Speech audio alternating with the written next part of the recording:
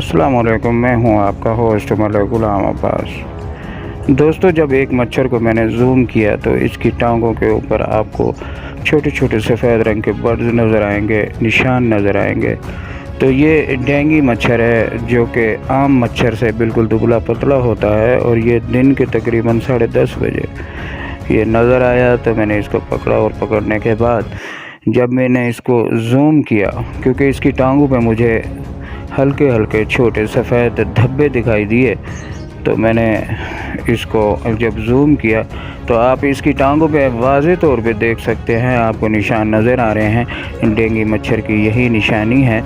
और आजकल डेंगू का सीज़न चल रहा है, जैसी सर्दियां शुरू होती हैं तो इस मच्छर की पैदावार में भी इजाफ़ा हो जाता है। और देखने में आया कि काफ़ी डेंगू वायरस की वजह से मरीज़ जो हैं हॉस्पिटल में एडमिट हो रहे हैं। तो खुदारा थोड़ी एहतियात करें, अपने घर में जाली वगैरह का भी इस्तेमाल करें, खिड़कियों पे उनको बंद रखें। मुमकिन हो अगर तो स्प्रे वगैरह ज़रूर करें घरों में, और रात को मच्छरों को मारने के लिए कोई ना कोई एहतियाती तदाबीर लाजमी करें। और ख़ास तौर पे छोटे बच्चों को बहुत ही ज़्यादा एहतियात की ज़रूरत है। बहुत बहुत शुक्रिया।